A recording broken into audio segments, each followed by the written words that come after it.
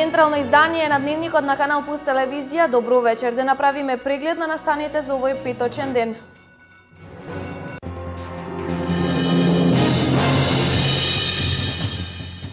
Виничанката Михаела Ангелова, доктор на науки по биоинформатика, го доби признанието најдобар млад научник за 2015 година, кое го доделува председателот Иванов.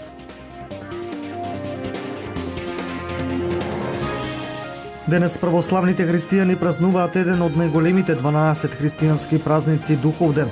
Но овој ден се слави слегувањето на Светиот Дух врз апостолите на 50-тиот ден од Христовото воскресение.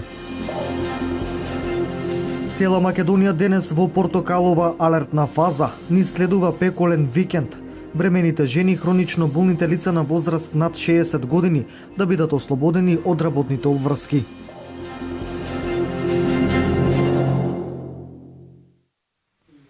Почнуваме со политика. Кривичниот суд на барање на специјалното јавно обвинителство за случајот Транспортер вчера му одреди домашен притвор на градоначалникот на Битола Владимир Талевски, на кој претходно му беше одземен и пасошот. Градоначалникот на Битола Владимир Талевски е жртва на политичкиот прогон на СДСМ и специјалното јавно обвинителство. Беше истакнато на денешната пресконференција на ВМРО-ДПМНЕ. Владимир Талевски е еден од најдобрите градоначалници во Република Македонија. Владимир Талевски честно и совесно ја вршеше својата функција од 2005 година наваму. Затоа битолчани 3 пати поред му ја дава поддршката. Тоа добро го знае и аболицираниот криминалец Зоран Заев. Тој знае дека со луѓето како Владимир Талевски деструктивната политика на СДСМ никогаш нема да добие поддршка од граѓаните. Затоа Зоран Заев, кој е аболициран за криминал тежок 8 милиони евра, нарачува политички прогон на градоначалници и функционери на ВМРО-ДПМНЕ. Затоа Катица Јанева постојано ги следи неговите наредби. Таа мора да биде негов послушник за да ја оправда платата од 3000 евра. Затоа СДСМ се закануваат и вршат притисок врз судиите, бидејќи знаат дека тука не станува збор за правда базирана какви било докази, туку за класичен политички линч. Катица Јанева и судиите кои подлегнаа на притисокот од страна на СДСМ се должни да ја објаснат на јавноста како е можно да се бара и да се изрече мерка куќен притвор за градоначалникот Владимир Талевски, а да нема таква мерка за градоначалникот на Струмица, кој целата јавност го виде како бара подкуп од 1 евро за него и 1 евро за вицето.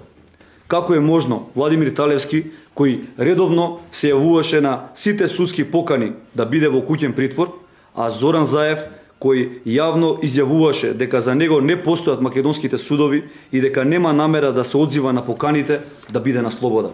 Како е можно Владимир Талевски, кој никогаш во животот не сторил никакво кривично дело, да биде во притвор, а Зоран Заев, кој неколку пати го повторува криминалот и веќе еднаш е аболициран, да биде недопирлив за Катица Јанева и уценетите судии.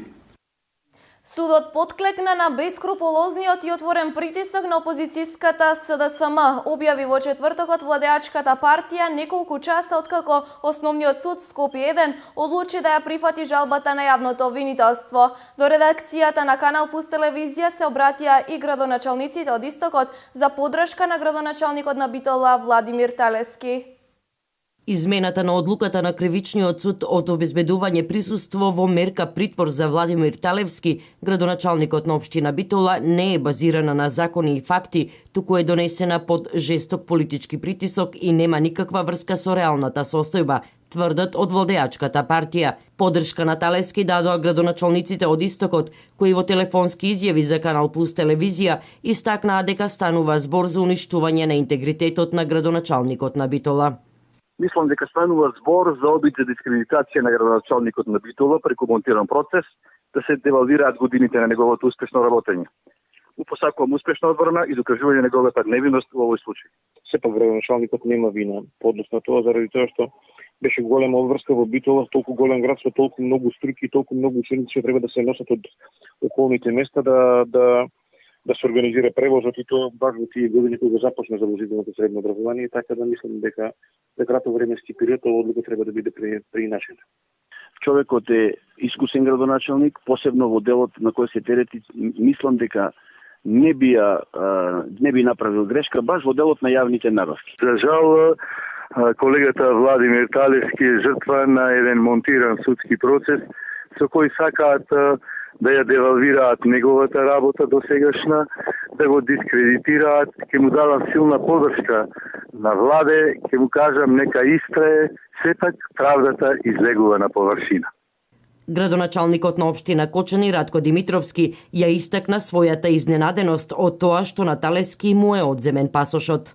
Во оваа прилика му давам целосна подршка, знаејќи го како човек кој што се залага за доброто на Битола, кој што се залага за остварување на програмите за подобра Битола, за подобра Македонија, дека ќе се докаже и дека ќе вистината ќе излезе на виделина.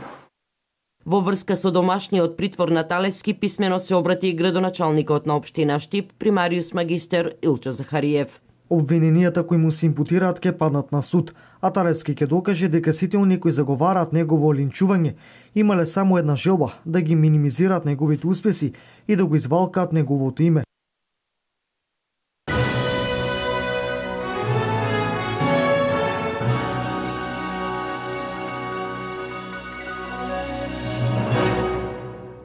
Виничанката Михаела Ангелова, доктор на науки по биоинформатика, го доби признанието најдобар млад научник за 2015 година, кое вчера го додели председателот Георги Иванов.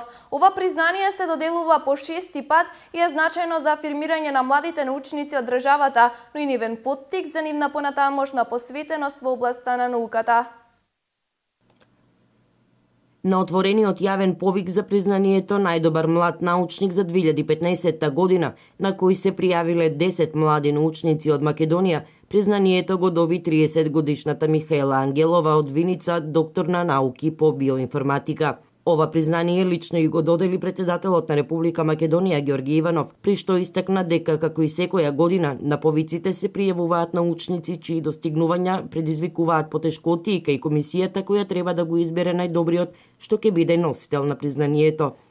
Убеден сум, рече председателот Иванов, дека изборот на најдобар млад научник придонесува кон поттикнување на интересот за младата македонска научна мисла и додаде дека креативноста и постигнувањата на нашите млади научници се доказ дека имаме голем потенцијал во сите научни области. Од тука треба да направиме се младите научници да ги заземат своите места во образованието, институциите, компаниите во кои ќе можат најмногу да придонесат со својата научна работа, потенцираше Иванов. Михаела Ангелова минатата година докторирала на медицинскиот факултет во Инсбрук, Австрија, стекнувајќи го звањето доктор на науки по биоинформатика на тема имуногеност на рак на дебелото црево. До дипломските и постдипломските студии ги завршила на Факултетот за електротехника и информациски технологии и науки во Скопје со просечен успех 9,95 и 9,88. Заблагодарувајќи се на председателот на Република Македонија, како и на нејзините ментори, академик Љупчо Коцарев и професор Златко Трајановски, Ангелова изјави дека иднината на науката е во мултидисциплинарноста и дисеминацијата на податоци, со што науката станува се подостапна за љубопитниот ум. Науката ги задоволува љубопитноста, креативноста и иновативноста, а воедно дава можност и за придонес во општеството преку соочување со предизвиците за решавање актуелни проблеми, рече Ангелова. Добиеното признание за виничанката Ангелова представува мотивација да продолжи со истражувањата. Целта на наградата најдобар млад научник, што по 6-ти пат ја додели председателот на Република Македонија, е вреднување на дострелите на младите македонски научници. Ангелова е 6-та добитничка на ова високо признание, кое од 2010 година го добија и младите научници Никола Златанов, Тривче Сандев, Катерина Бачева, Петар Стојанов и Даниел Денковски. Средношколка од Берово ја освои третата награда на рецитаторскиот конкурс на 53-тото издание на рациновите средби што се одржа во Велес. Во конкуренција од 20 средношколци, таа успеа да се вброи меѓу најдобрите рецитатори во државата со песната Антологија на болката од Коста Рацин.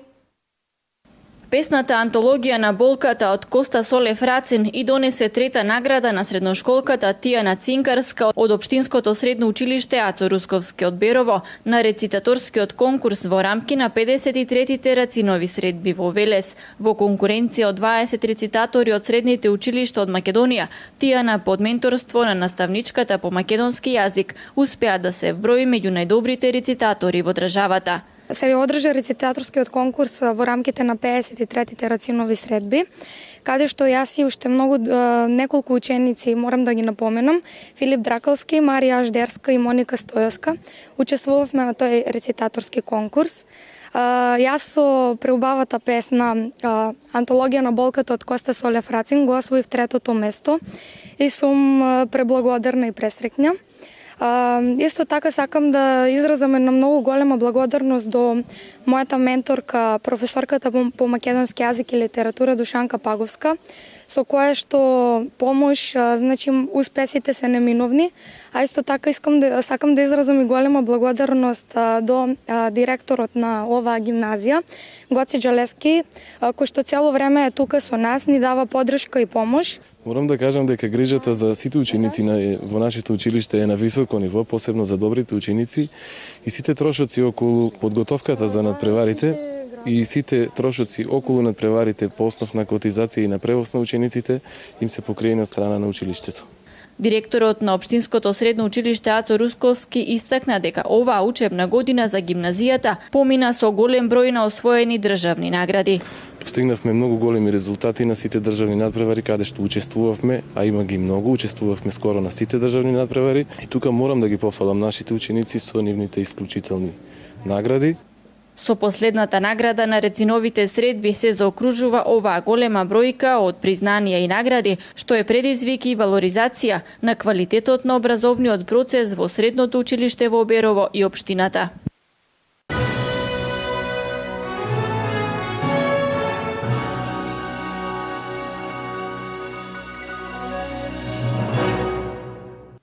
До крајот на месецот ќе завршат градежните активности за изградба на дневниот центар за лица со посебни потреби во општина Македонска Каменица. Освен ова, активно се работи и на изградба на новиот дом за култура, кој од октомври целосно треба да изграден во Рударска Каменица. Привршуваат градежните работи за изградба на неколку капитални објекти во општина Македонска Каменица. Еден од нив е новиот дом за култура, објект кој според општинските власти треба да биде изграден најдоцна до месец октомври. За Домот на културата еден проект кој што е со проектна документација обезбедена од ИПА фондовите за прекугранична соработка, а средствата се обезбедени од Светска банка.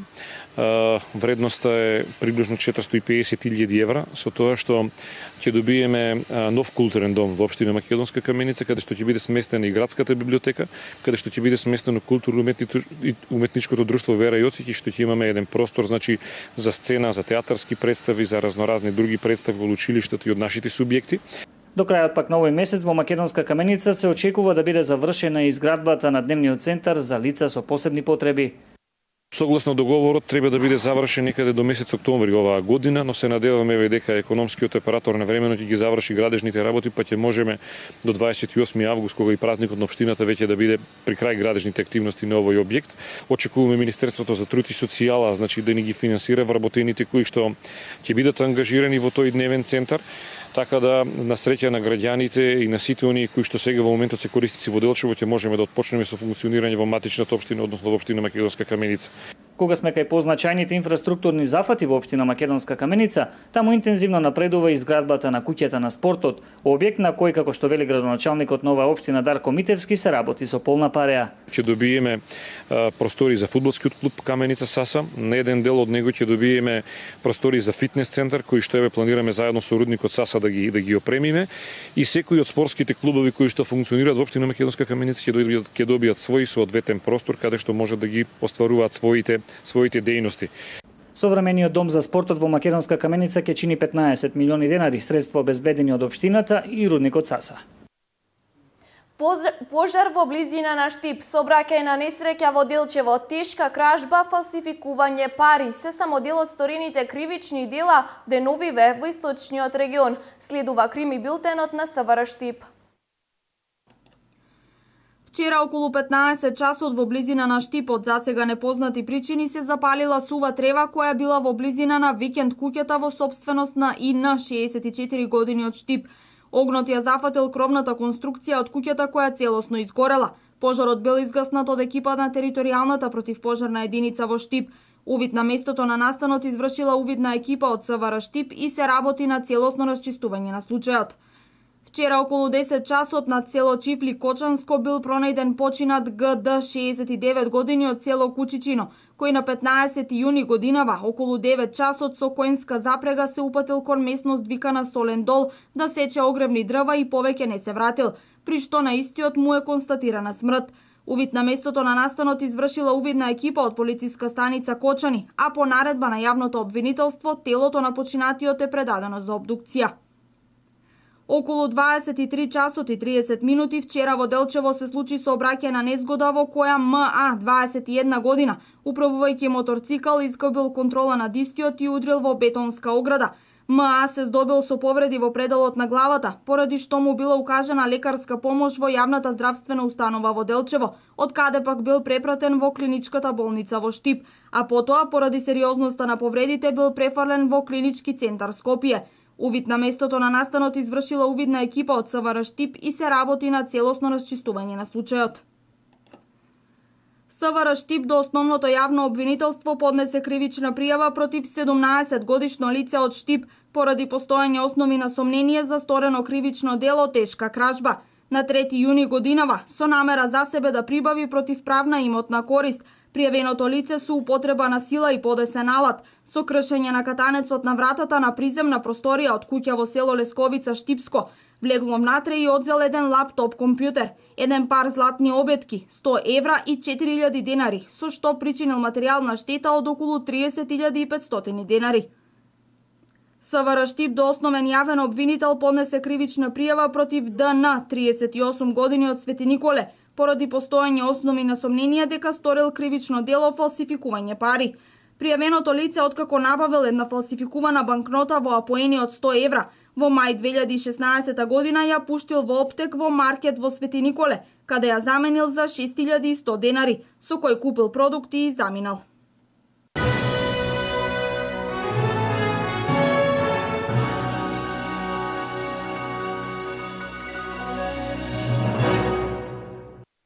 Продолжуваме со култура. Вчера во Центарот за култура Бели Мугри во Кочани беше промовирана монографијата Есма, посветена на Есма Реджепова Теодосиевска и на нејзиниот животен сопатник и музички соработник Стево Теодосиевски. Автор на ова дело е истакнатиот публицист Славе Николовски Катин, издавачи се Македонски Искра и Асоциацијата Кралицата Есма и Стево Теодосиевски од Скопје, со поддршка од Министерството за култура на Република Македонија.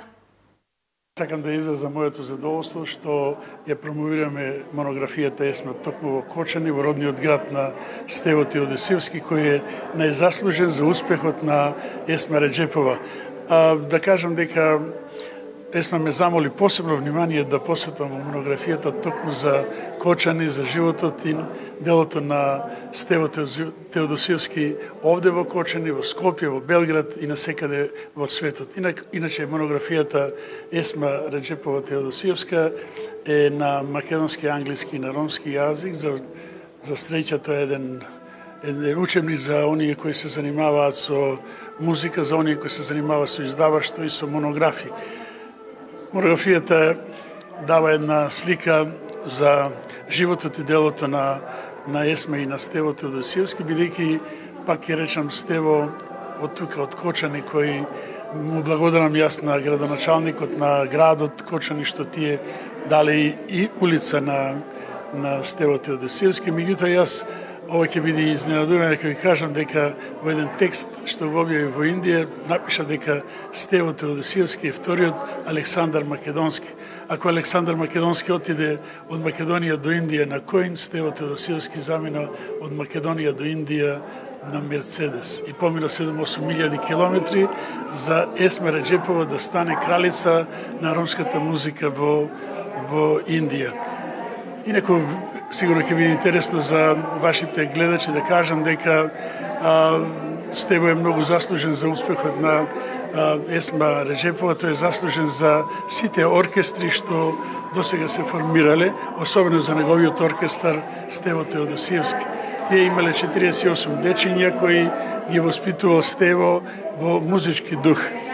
Стево беше една прекрасна личност кој не само на музички, туку и на човечки, на организационен и на презентивен начин ја презентираше македонската и ромската музика навсекаде во светот.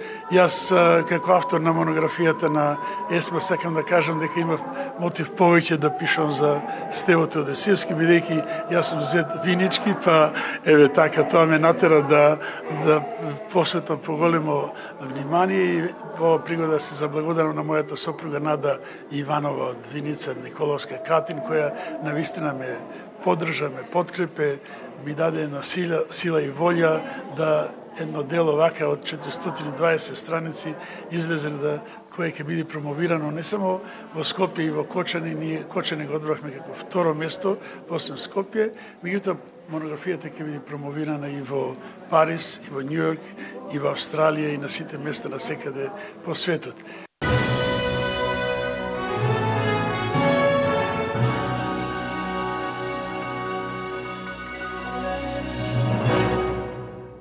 Пред секој голем православен празник, Светата црква има востановено ден кога се среќаваме на починатите или духов ден. Во пресредно одбележувањето на Света Троица или слегувањето на Светиот Дух врз апостолите, кој се одбележува во недела, денес попладне и утре изутрина е задушница или духов ден, кога сите верници ги посетуваат вечните почивалишта на нивните најблиски. Пред секој поголем и позначаен светителски празник, православната црква има определено ден за задушница, ден кога се сеќаваме на починатите.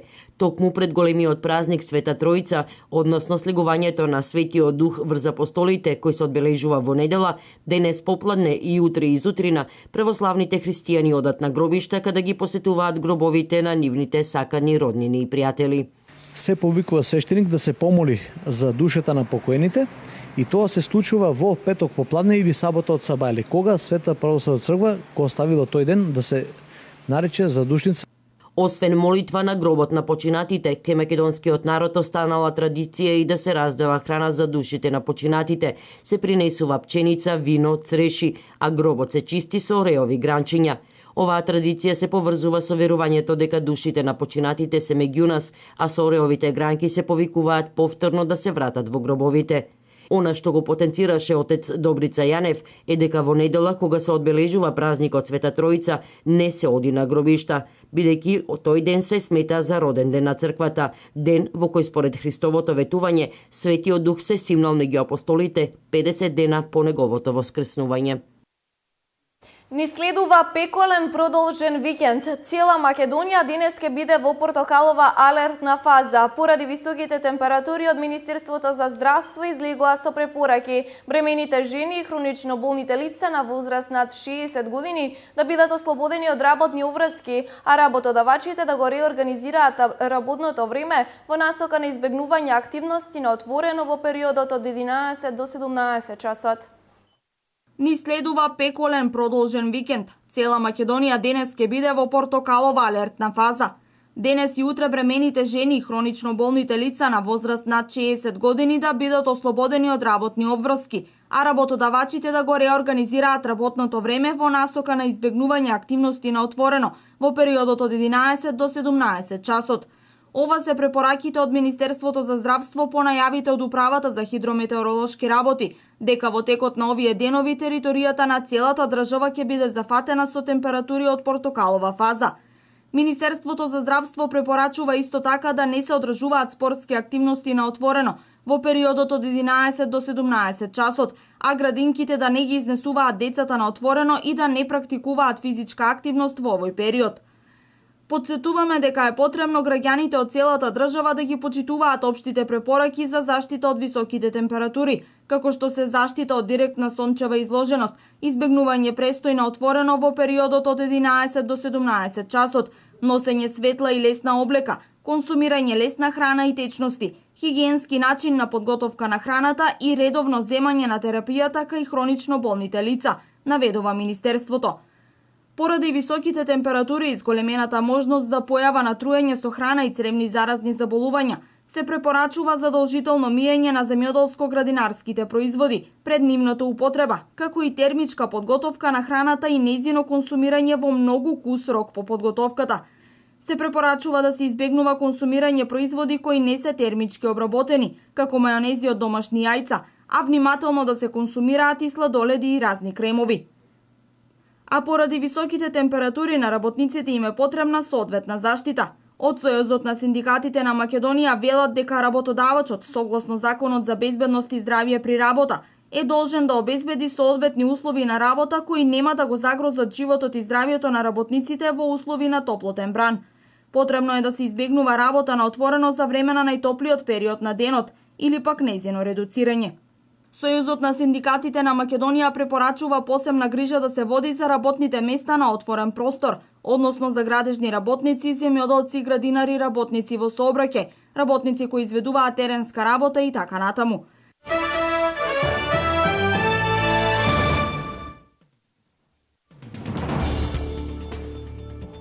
За прв пат Соединетите Американски држави започнаа против екстремистите од Исламска држава истовремени удари од Медитеранот и Персискиот залив, пренесува Voice of America. Ова е прв пат во кој американските војници бомбардираат позиции на блискоисточните терористи во Сирија и Ирак од вода. Се уште нема информации за резултатите од извршените удари. Паралелно со започнатата офанзива, САД ја обвиниле Русија дека реализирала воздушни напади против поддржани од нив бунтовници во Сирија, пренесоа агенциите повикувајќи се на висок представник на Пентагон. Руски воени авиони вчера во близина на Ат-Танф во јужна Сирија бомбардирале бунтовници кои се борат против джихад групата Исламска држава. Американскиот представник обратил внимание дека во регионот нема сириски или руски копнени сили, односно дека ударите не можат да бидат објаснети со самоодбрана. 19 држави од еврозоната ќе ја засилат соработката меѓу себе во сите неопходни области, независно од исходот од референдумот во Британија за членство во Европската Унија, изјави председателот на Еврогрупата Јерун Дејселблум. Министрите за финансии од еврозоната кои се на состанок во Луксембург не соопштија што може да се случи ако британците гласаат за излегување од Европската Унија следната недела, но анализираа како да се засили соработката. Разгледуваме се што е неопходно да направиме во еврозоната, независно дали ќе има Брекзит, изјави Дејселблум на пресконференција. Министрите со едноминутно молчење одадоа почит на британската пратеничка Џо Кокс, која вчера беше убиена во напад во Северна Англија, една недела пред референдумот за членство на Велика Британија во Европската Унија. Сенаторот од Вермонт Берни Сандерс вети поддршка во текот на предизборната кампања за Хилари Клинтон, која води во резултатите при изборите на Демократската партија. Тој ги повика своите избирачи да го поддржуваат поранешниот државен секретар, пренесува BBC. Сандерс истакна дека со нетрпение очекува можноста да работи заедно со Клинтон за реформирање на Демократската партија, за да се спротивстави на републиканскиот кандидат за председател на САД Доналд Трамп. Хилари Клинтон доби поддршка на доволен број делегати за издигнување на својата председателска кандидатура, прва жена во историјата на Соединетите Американски држави.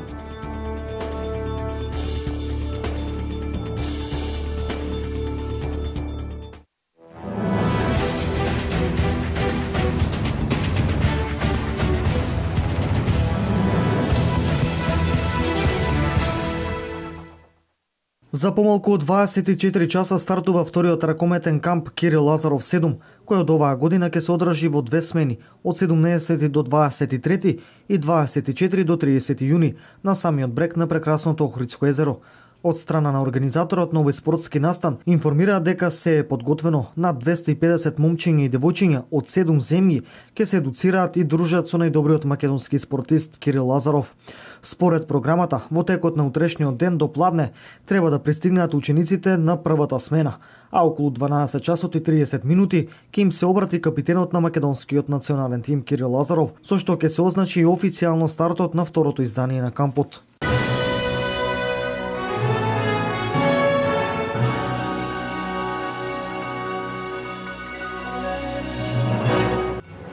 Ова беа сите содржини за дневникот во 20 часот. Ви благодариме на вниманието и ви посакуваме пријатна вечер со програмата на Канал Плюс.